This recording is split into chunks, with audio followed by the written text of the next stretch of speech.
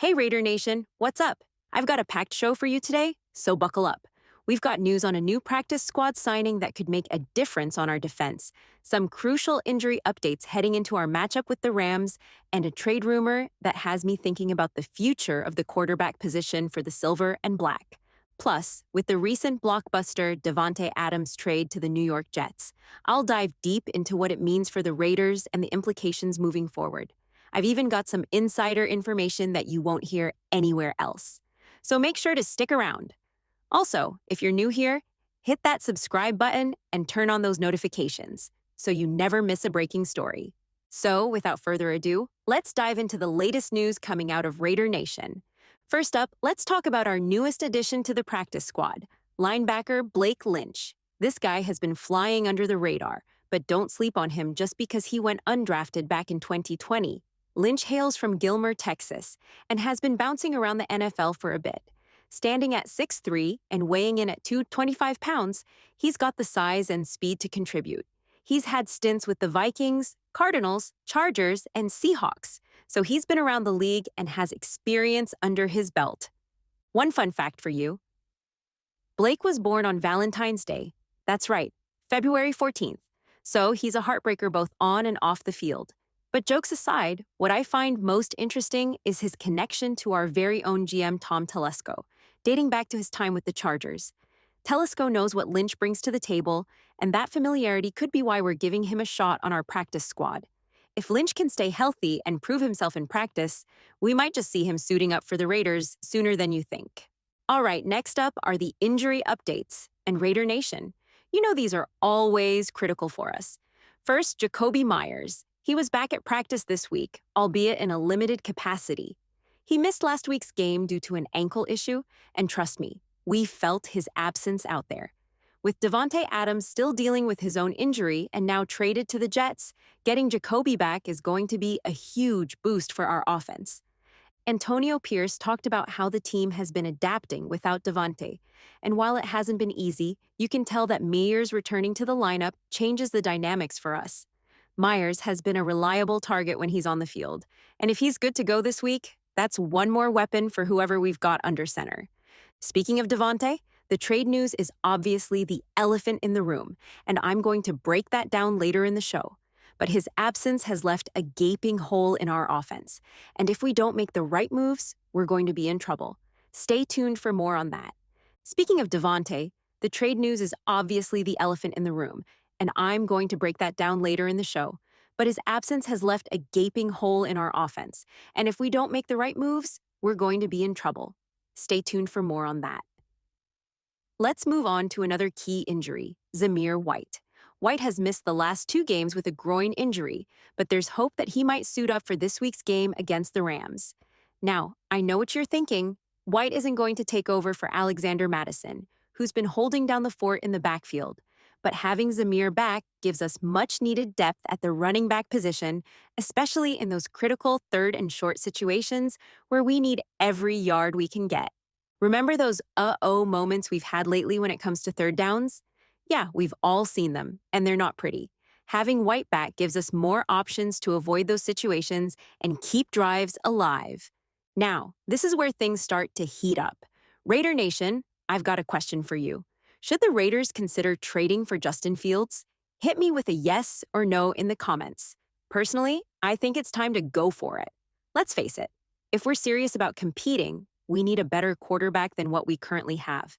Fields is a more dynamic and talented QB than either Gardner Minshew or Aiden O'Connell. And with our struggling offensive line, we need a playmaker who can extend plays with his legs and make things happen under pressure. Let me give you a deeper dive into why I think Fields is the guy we need. Look, the Raiders have been stuck in mediocrity for far too long, and if we want to make a playoff push, we need a spark. Fields isn't perfect. He's had his struggles in Chicago, but that's not entirely on him. The Bears' offense has been a mess, and Fields has shown flashes of brilliance. He's a playmaker who can move the chains with his arm and his legs, and with the right system, he could thrive. Imagine Fields in silver and black, running play action with a healthy Josh Jacobs and firing downfield to Jacoby Myers or our tight ends. With Davante gone, we need someone who can elevate the players around him. Fields could be that guy. You might be wondering, Why would the Steelers consider trading Fields? Well, here's the deal. Russell Wilson is set to start for Pittsburgh this week, and if he performs well, they might be looking to move on from Fields altogether. The Steelers could be willing to part with him for draft picks, possibly a fourth or sixth rounder, depending on how much Fields plays this season. If the Raiders are interested, we need to move fast before Pittsburgh fully commits to Wilson. Fields is still on his rookie contract, so financially, he wouldn't be a huge burden, and we've got the cap space to make it happen. Speaking of cap space, the Raiders are in a great position financially. We've got about $37.6 million in cap room, one of the highest amounts in the NFL. So making a trade for someone like Justin Fields wouldn't cripple us financially. Plus, let's not forget that the draft is always a gamble. While draft picks are important for the future, if Antonio Pierce wants to win now, trading for Fields could be the aggressive move that puts us in playoff contention this season. And since we're talking about changes, let's not ignore the coaching situation. There's been some chatter that Luke Getsy might be moving up to the press box to call plays. All I can say is, thank goodness. I've been saying since week 1 that it might be time to shake things up on the offensive side of the ball. If Antonio Pierce isn't ready to fire Getsy outright, moving him to the booth could be a solid compromise to change up the offensive flow. If we make the right moves, whether it's adding a quarterback like Fields or improving the play calling structure, this team has the potential to turn things around. Section 10, Davante Adams Trade Breakdown. Okay, Raider Nation, now it's time to address the biggest story of the week. Davante Adams being traded to the New York Jets. I know, this one stings. Losing a player of Adams' caliber isn't easy, but let's break this down. We got a third-round pick from the Jets, and that could turn into a second-rounder if Adams makes the first or second-team All-Pro, or if the Jets make it to the AFC Championship.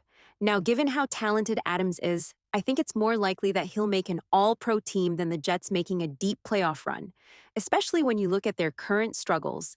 Now, here's something that I've got to mention because this is huge. Right here on the Raiders Report, we were the first to break the news of the Davante Adams trade. That's right. We beat out big names like Adam Schefter and Ian Rappaport by nearly an hour. How did we do it? Simple. We've got insider sources within the Raiders front office that give us the inside track on what's happening behind the scenes. So if you want the most up-to-date, accurate Raiders news, hit that subscribe button and turn on notifications right now. We were also first to report that Malcolm Kuntz is out for the season. And again, we had that info before any of the big outlets. So if you're not already subscribed, what are you waiting for? Rumor has it that Mark Davis has made it clear that he wants the team to scout Shedeur Sanders. That's right, Deion Sanders' son. Davis is reportedly considering bringing in Deion Sanders as head coach if Antonio Pierce doesn't win at least 8 games this season. Now, I know that sounds like a bold plan, but when you think about the connections, it makes sense. Deion is making waves as a coach in the college ranks, and Shedeur is showing he has what it takes to be a future NFL star. Speaking of quarterbacks, let's dive into 2 names that Raider Nation should keep an eye on in the 2025 draft: Shedeur Sanders and Cam Ward. Shedeur Sanders, as I mentioned, is the son of Deion Sanders, and he's been making a name for himself as a top-tier quarterback. In 2023, he threw for 3,732 yards, 40 touchdowns, and just 6 interceptions at Jackson State before transferring to Colorado. He's a traditional pocket passer with a rocket arm, great awareness, and impressive stats.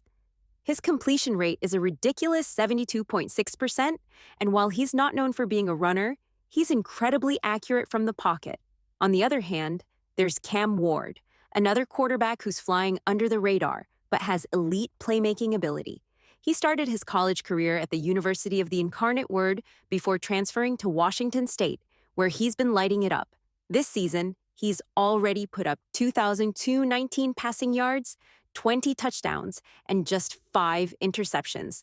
Ward's a pass-first quarterback, but he's got the mobility to extend plays and the arm strength to hit deep throws. He could be a great fit for the Raiders, and we might not even have to trade up to get him. All right, Raider Nation, that's going to do it for today's show.